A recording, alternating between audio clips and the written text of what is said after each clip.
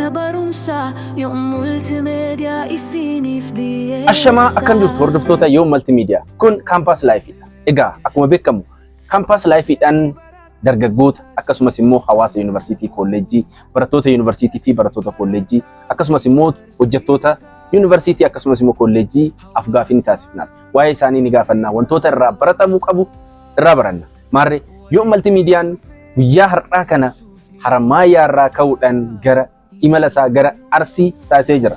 Arsii keessaa immoo Asallaatti argama. Egaa magaalaa Asallaatti dargaggeessa tokko argannee jirra. Barataa yuunivarsiitii Arsii ture. Egaa waa baay'ee sarraa ni barannaa ni odeeffanna jedhetan abdii qaba. Arsii immoo maaltu jira kan jedhu kan waliin ilaallu ta'a kan waliin irraa bashannannu irraa barannu ta'a jecha. Sagantaan kun Campus Life. Namoonni YouTube keenya faarawaa taatan YouTube keenya subscribe gochuun dagatina. Namoonni maatii keenya taatan immoo viidiyoon keenya namoota baay'ee bira akka ga'uuf share, like, subscribe gochuudhaan nu maddii akka jettan homaa shakkiin qabu. Kun Campus Life dha.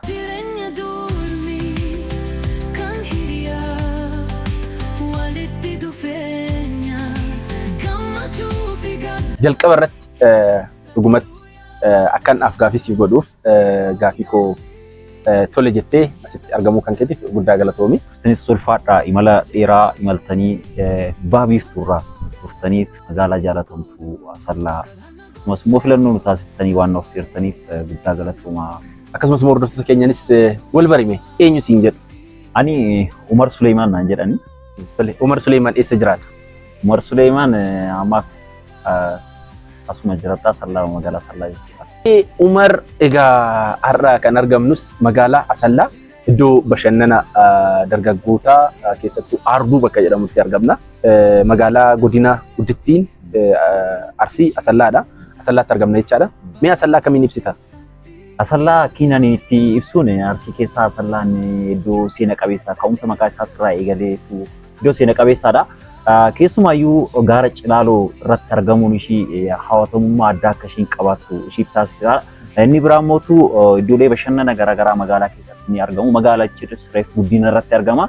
Kanaaf magaalaa Asallaatti gaafa dhuftan wantoota aadaadhaan wal simee hedduu seensarraa eegalee wantoota aadaadhaan wal simee hedduu arguu dandeessanii. Kanaafuu magaalaan Asallaa magaalaa jaalalaati. Mee Arsii yoo dhufan kaa wanti hawaasni ittiin nama simatu baay'eetu jira. Arsiin maalaan beekamti? Agartee yoo ta'e akkuma seensa gara magaalaa Asallaatti seentuun anaa dhufu kan jedhu ciicoo fi sabareetu simata. Kanaaf Arsiin aananii fi cuukkoo isa micciirraas jedhamu kana waan akka nyaata aadaa kanneen simata. Jaalalatu jira jaalalaan simata jechuudha. Cuukkoon jira. Aannan jira. Marqaan faattu keessattuu immoo waan baay'ee beekamaadha. Keessumaa nama bira dhaqxee hawaasa Arsii bira dhaqxee jennaan keessumaa dhaqxee wanti si dhiyaatu irra caala yookiin cuukkoo ta'a yookiin marqaa ta'a wanti dhugdu immoo aannan ta'a. Egaa dargaggeessi Arsii yeroo baay'ee fuudhaaf gaafa ga'u wanti yaaddoon ni jira jedhama beektaa? Ni jira dhuguma dargaggeessi Arsii keessa taatee gaafa dargaggoomte wanti guddaan si yaaddeessu beektaa fuudha. Baay'ee ulfaataadha beektaa jechuun tarii iddoo biraas ta'uu danda'anii beeku. Garuu akka biyyaatti kan beekamu Arsii kana beektaa. Arsii gabbarri. Anillee kanuman gabbarraa qaba. Gabbara Arsii jedhama. Agartuu soon fudhiin rifeensi fuudhumeera. Gabbara Arsii jedhama. Baay'uma qaaliidha beektaa. Fuudhuudhaaf. Baay'uma qaaliidha. Qabu jechuu qabda beektaa. Guduunfuun dirqama. Guduunfachuun fuudhuudhaaf guduunfatteetti seenuu dirqama. Baay'ee ajaa'ibaadha. Mee Umar dubartii si deebisaati. Umar eessatti barate? Ani ka'umsa koo godina Arsii aanaa Digaluutti ijoo ganda baadiyyaa keessaa mana barumsa Xeemalaatti baradhe. Mana barumsa Xeemalaa. Mee akkam ture barnoonni? Naasan yeroo keessattuu aga kutaa 12 xumurtutti barnoota sadarkaa duraa jecha. Ani kutaa gadaanurra kan inni ture barnoota gaafa daka jirtu tarii itti okkatti xiyyeeffata okkatti xiyyeeffatu lamaan kana keessa jirta beektaa? Yeroo itti xiyyeeffattee barattus jira. Oluma akka jabaattuun immoo aadaa umurii dargaggummaatti dhiyaattuun gara biizinesiis dabuu dandeessa beektaa? Abdii kutuu waan akkasii qonna fa'aa daldalaaf keessa seenu maal waan akkana kana keessa seentaa maallaqa ari'uu jalqabda.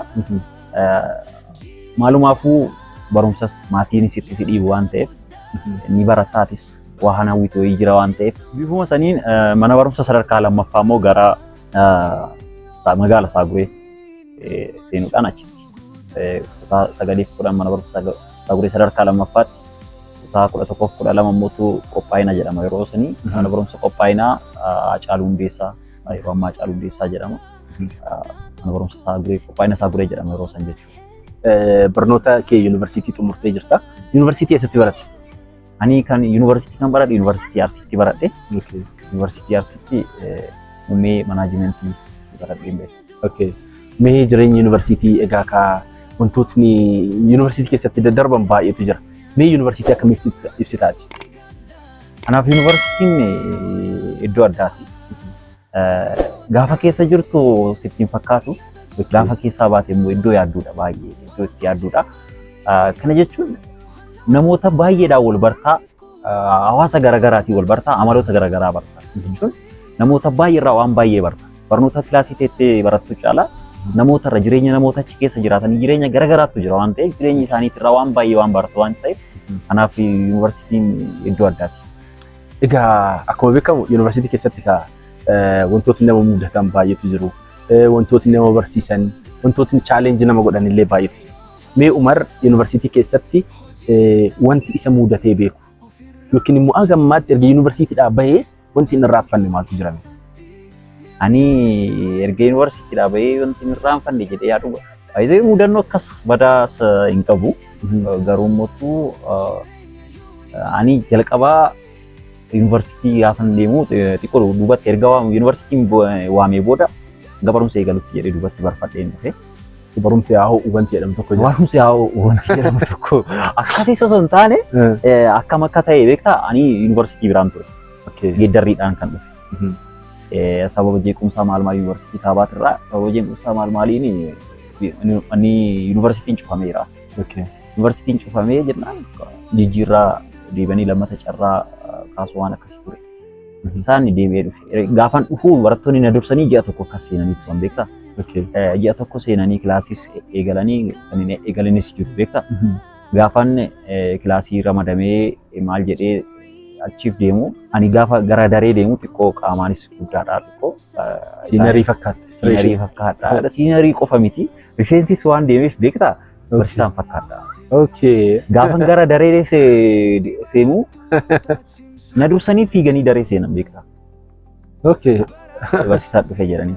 Na dursanii seenanii nan seenee gaafan seenee teessoo barbaadadheen taa'e.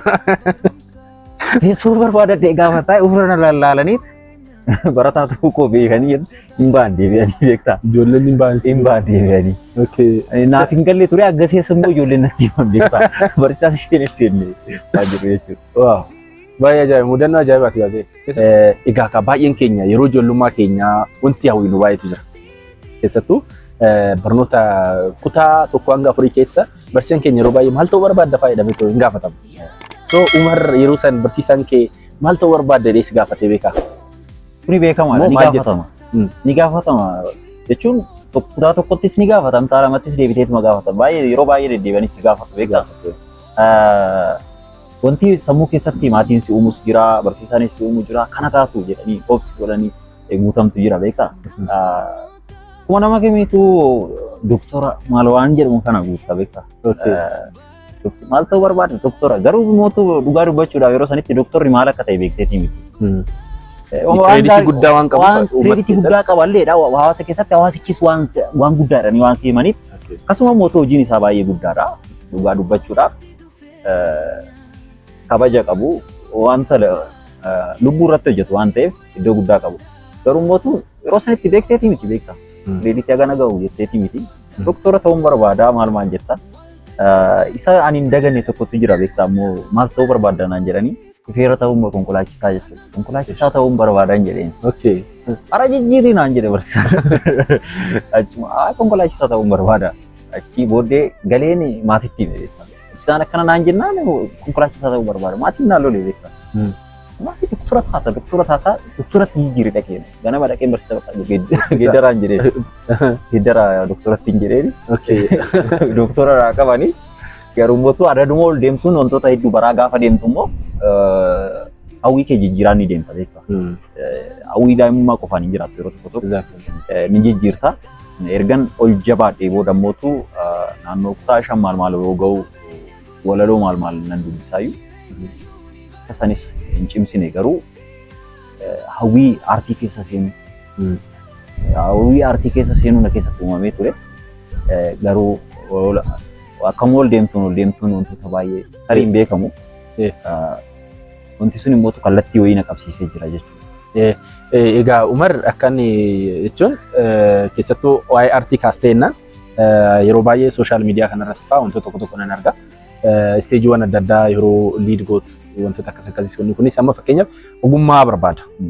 Mee keessattuu erga gurguddateen booda gara aartii kana gara walaloo dubbisuu yookiin immoo dubbii wanta adda addaa taasisuu isteejiiwwan liid gochuu wanta akkasii kanniitti deemaa jirta dheetan yaadaa jira. Waan akkasii isaanii sooshaal miidiyaa irratti nan arga. Mee isa kana mee akkamitti adeemsaa jirta? Ani isteeji liid gochuu kan eegalee akka carraati. Ani duraan isteejii gubbaa kan dhaabadhu yookaan maayikii kan qabadhu walaloo qofaaf ture. Isteejitti kanan dhufee mootuu akka carraati beekta. Akka carraa yoo siin jedhu yeroon isaa naannoo kutaa 9 akkas baradhuudha. Yeroo warraaqsaa san ture. Sagantaa wayii qabna. Sagantaa qabnu sanaan irratti mucaa hiriyaa kootu ture. Amma hojjetaadha. Aloo jedhama beektaa. Sagantaa qopheessine kana hoogganaan isa ture. Hoogganaadha. Namni isteejii san hoogganu jechuun waltajjii beeksisu ni hafi. Keessummaan immoo dhufee jira. Namni waltajjii beeksisu kun hafnaani Umar ni dandeessa waan kana naa hoogganu. Qabadhu ni dandeessa. Aloo ko ani danda'u kan walaloo qofaaf isteejii gubbaa kan bahee ni dandeessaa hojjeta. Dandeessa isaa. Konfidensiidhaan jechuudha. Konfidensii guddaadha. Booddee nan qabee isteejicha nan hojjedhe haaluma gaariittiin hojjedhe. Erga achi bahee namni martiin duraan eessa turte waan jedhamu maal. Baay'ee irra caala motiveet na godhan. Motiveet bichaa miti bira darbee natti qoosaa jiru moo hojjedheetti waan jedhuuf gaafachuun eegale. Waan kana jabeessi jedhanii namni teessanii na gorsanis jiru. Booddee of barbaaduun eegale.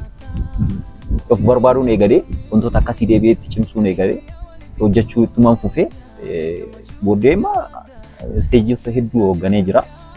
Deebiin mootuu hojiilee beeksisaa tamsaasa kallattii yookaan immoo saawundi piroomooshinii wantoota baay'ee amma keessa seenee jira amma jechuudha. Keessattuu amma wanta nakaaste keessatti namni kennaa namaa kana namni beektaa ofirrattis beekuu baatu namni namaaf ni arka yeroo baay'ee jechaadha. Keessattuu akka carraati gara isteejii dhufuun kan kee poteenshaalii keessa kee jiru akka baastee hawaasatti mul'istu. Namni egaa kennaa namni qabu tokko nama argee nama jabeessuun ati waan kana ni hojjetta jechuun dhugumatti waan addaati jedheetan yaada. Kunis immoo fuuldurattis immoo isteejiiwwan gurguddoo promootara guddaa yookiin immoo isteejii namoo liid godhu taata jenneeti abdii qabna.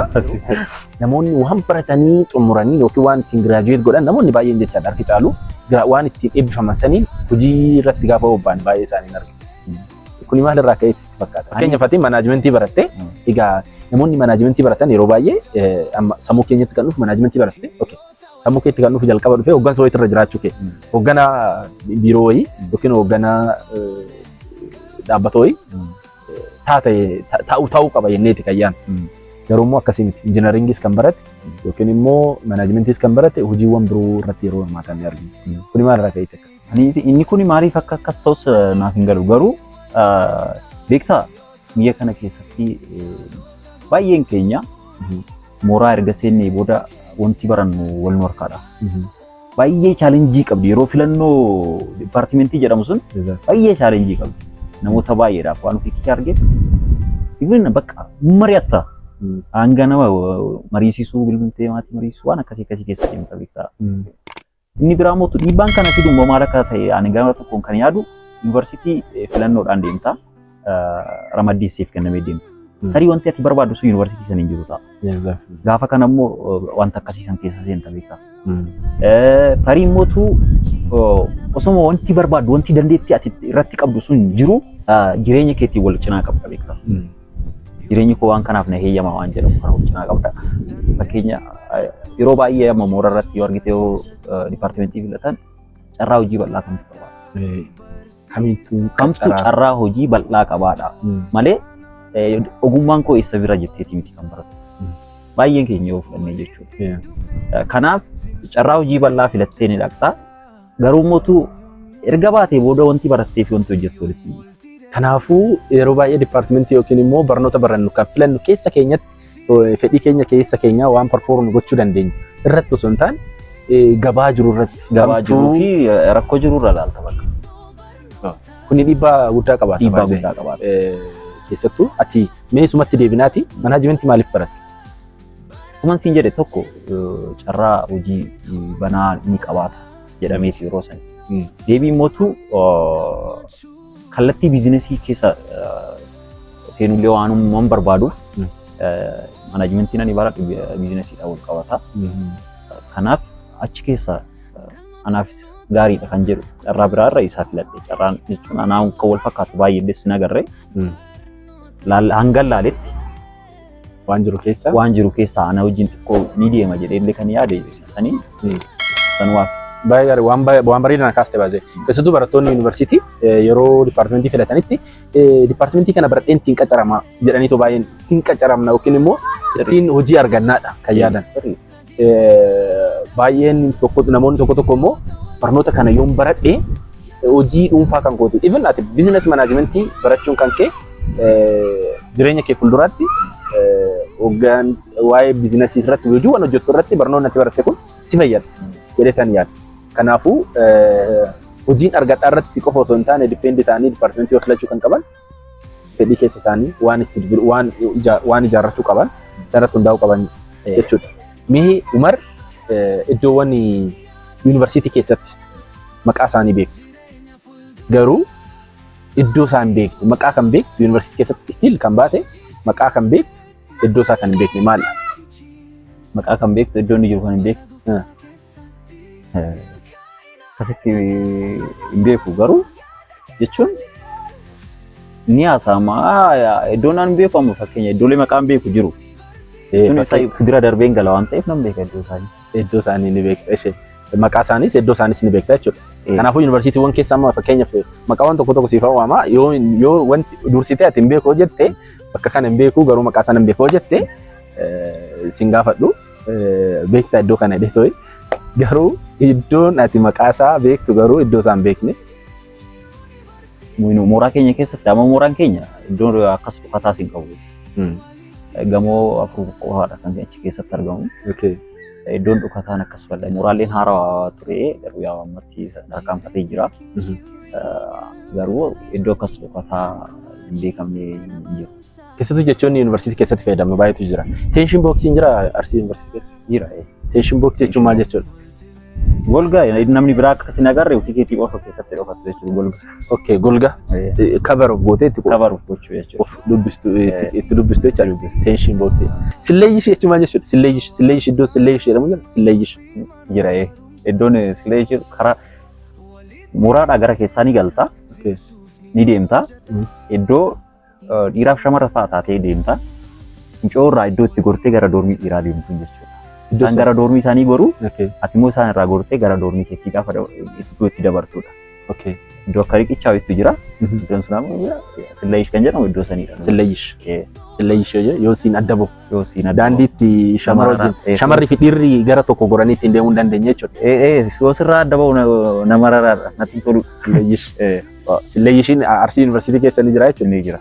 Baay'ee ani Haramayaatti baradhe silleeyyish bakka jedhamu kanan argine. Tariiti silleeyyishii ta'uu kan danda'u ulaa gaafa yuunivarsiitii Haramayaa gaafa seenani mooraan itti baradhetti mooraa 3 qaba gibbiin keenya jechaadha. Silleeyyish jechuun ni danda'u kan yaadu ulaa dura ulaan dhiirri itti seenuu fi shamarri itti seenu shamarri itti baatu garagara bakka iddoo ulaa sanitti maaliif akka adda bobbaasan hin beeku. Iddoo sun silleeyyishii ta'uu danda'a hin beekamu.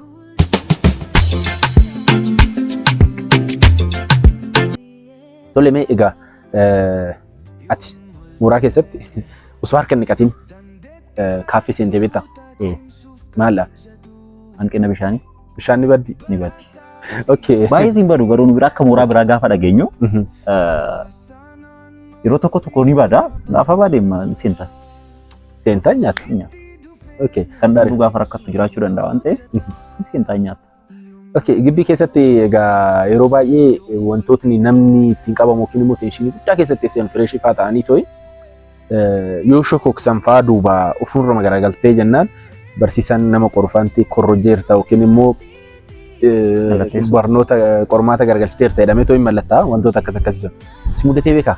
Sirriitti ani kanatti narrattuu kan mallattaa'e fireeshii irra ta'eeti. Fireeshii ta'e. Uma kana kan fakkaatudha beektaa. Duba shokoksinaan asaasii xiqqoon dhaga'e waa buusin namoo maalidha of duuban ilaalta beektaa. Okay. Kanuma qalamni narra qubatuun arge beektaa. Qalamni narra qubatuun arge gaafa kaanii kadhadheeni waan jirutti hime booddee akkana barsiisu waa godheetu waan ta'eetu waan ta'e godheetu sirreessanii guddaa ni mudannoon addaati. Erga barnoota osuma baratu qormaataan wal qabatee keessattuu kunuyyuu mudannoo addaati. Miira akkamii namatti sitti dhagahame garuu yeroo sirratti mallattaa'u. Jechuun miira sodaa leema si keessatti uumama. Dafqine. Abdii naa sirreessa jedhu guddaan qabatu. Okay. Fuula isaa ilaaltee nama naatoo qabu wayiiti. Jechuun akka waan balleessine wayiitu natti dhagahame beektaa. Okay. Homaa duubatti garagalees deebiin argine waan ta'eef akka waan balleessi wayiitu natti dhagahame. Abdiin horadhe beektaa naa sirreessa kan jiru. Keessumaa yuunivarsiitii keessatti egaa wantootni yeroo baay'ee waan hin jirre sobamu maal baay'eetu jiraata. Ati raftee yookiin immoo iddoo biraa taatee laaybirariin jira itti sagalee qabatu. Laaybirariin jira itti beektaa? Laaybirariin jira jedhee kan beeku beektaa bilbila haasa'uun barbaanne naaf bilbilame. Okay. Laaybirariin jira jedhee teekstiin godhe. Mee Umar barnoota amma baratte kanaan hojii mootummaan odoo siif kenne biyya kanaaf bu'aa maalii buusa itti yaadda? Hojii osoo naaf kenne baay'ee hojii osoo mootummaas ta'ee dhaabbata miti mootummaa hojii kamittuu wantoota waan dandeettii qabu irratti gaafan naaf kennamee achirratti gaafan mindeeffame waan danda'u hawaasa kunan tajaajilu. Okay. Keessattuu barnoonni maanaajimentii kun biizinas maanaajimentiin kun mee maal fa'aa furuu danda'a hawaasa kanaaf yookiin biyya kanaaf bu'aa akkamii fiduu danda'a? Namni baratee iddoo isaaf malu keessatti yoo mindeeffamee hojjete mee bu'aa akkamii fa'aa buusuu danda'u? Barattoonni barnoota akka keetii baratan jechuudha. Warreen barnoota akka kootii baratan baay'ee biyyi kunis biyya ikoonomiidhaan reef socho'aa jirtudha. Bu'aa baay'ee buusuu danda'u jedhee yaada ijoolleen waan kana baratanii ijoolleen faakaaltii biizinasii barataniitiin ba'an biyya kana keessatti gahee guddaa taphachuu danda'an. Mee egaa gara dhumaa geessinee jirra. Tole Umar amma yeroo ammaa kana maalirra jira? Fuuldurattoo Umar mee maalirratti eegdu? Amma wanti irra jiru ammaaf kan eebbifamnee baanis dhiyoodha. Ammaaf sochiimarra jirra. Anaaf hiriyoonni kootis hiriyoota tokko wajjin ta'ee ofirratti garuu waan ta'e yaadaa jira. Yoomiif keessa ofirratti waan sanii mul'atu hin Okay. Gara keessattuu egaa gara hawaasa kanaa waan ta'eenis ta'u namni hawaasa kana tajaajiluu ni fedha. Keessattuu tajaajila wanta gaaffiiwwan jiru guutuu namoonni baay'een keenya ni feena. So ati keessattuu wanta gama aartii kanaan hanqinoota jiran guutuudhaaf mee hagam tattaafachaa jirta? Isa isaanis aartii ani akkan yaadutti beektaa aartiidhaaf dhiibbaa kan natti uume maqaa ta'a malee ani aartiidhaaf gahaa waan jedhamu of barbaadeen dadhabee. Tarii stage reading kunis aartiidhaan immoo wal qabatti. Beeksisas akka hojjettu? Beeksisa maal ni hojjedha. Beeksisa hojjechuun kun immoo beektaa ishiinuu kennaa addaati beektaa. Ani barumsaanii miti kan argadhe kennaadhumaani malee. Kanaaf ishiin kun garas na fiduu ni dandeessi gara aartii waan akkas wal qabsiisuu ni dandeessidha malee isa kaan maqaan koo dhiibbaa geessisinaa laata. Yoom footoogiraafii tajaajila si'ataaf haqa qabeessa ta'e akkasumas meeshaalee mimmiidhagoo barumsaaf tajaajilan. Meeshaalee baruu fi barsiisuu kanneen akka piriintii, iskaanii fi kanneen kana fakkaatan qaba. Dabalataanis yoom footograafiin istiidiyoo bareedaa fi miidhagaa ta'e sagantaalee cidhaaf akkasumas guyyaa dhalootaaf eebbaaf sagantaa kamiifuu nu barbaannaan yoom footograafiin iddoo isin jirtanitti isin qaqqaba. Filannoo keessan yoom fotograafii gaafa taasistan tajaajilota hedduu iddoo tokkotti argachuu ni dandeessu. Baay'ee ajaa'iba. Baay'ee sagalee kana promoshiniiwwan kanneen reediyoowwan gurguddaa biyya kanaa yookiin immoo tiiviiwwan gurguddaa biyya kanaa irratti akka nagahu abdiin qaba. Kanaan iddoo guddaatti jechuun oomishaalee kee sirriitti keessa bu'ee gaafan argee beeke beeksisuudhaafis yeroo san mijata beektaa. Dhugaadha. Kaanuma amma halaalarraa haramaayaa jira. Isa haramaayaa jiru san halaalarraa beeksisee. Baay'ee ajaa'iba. Ati dargaggeessa yuunivarsiitii baratee bahedha. Barattoonni biroo immoo ijoolleen biroo immoo gara yuunivarsiitii kan seenan baay'eetu jiru. Mee ijoollee gara yuunivarsiitii haarawaa seenaniif dhaamsa akkamii qabda? Yuunivarsiitii haala kamiin itti fayyadaman? Yuunivarsiitii keessatti turtii akkamii taasisanii too bahuu qabaatu jettee yaadda? Ayyaani dhaamsiin barattoota yuunivarsiitii jiran akkasuma mooraa jiraniif kan dhaamu yeroo qabdan seeraan itti fayyadamuudha. Yeroo mooraa keessa jirtan kun deebi'ee dhufu. Yeroo jirtu kanatti immoo wantoota baay'ee hojjechuu dandeessa, wanta baay'ee sochoosuu dandeessa. Isa kana seeraan itti fayyadamaadha. Ammoo mootu liinkii ijaaraa. Barattoota hidhata baay'ee namoota iddoo tokkotti argatanii jirtanii isa kana mootu hidhata baay'ee ijaaruudhaan itti fayyadamuu ni dandeessu. Inni biraas immoo ammumarraa kaayyoo keessan galma keessuu kan dandeessan ammarraa yaaluudhaan erga baatee booda osoo hin ta'in amma yeroo baay'ee barataa baay'ee keessa jirta, hawaasa garaagaraa dhufe keessa jirta ammaadha. Deebii mootu yuunivarsiitiin iddoo itti toltus iddoo itti baddus ta'uu danda'a. Kanaaf harka baay'ee iddoo itti toltu sana irratti gaafa xiyyeeffatte milkaa'ina kee galmaan gahuu dandeessa. Wanta xiqqoodhaan sobamuu gaafa baatteen jedha.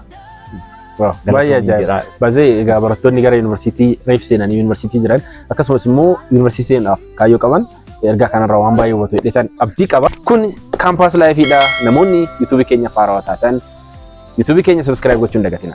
Namoonni maatii keenya taatan immoo viidiyoon keenya namoota hedduu bira akka gahuuf laayik, sheer, sabskiraayib gochuudhaan nu maddii akka dhaabattan sin gaafanna. Hanga viidiyoo biraatti nu agarrutti fayyaada.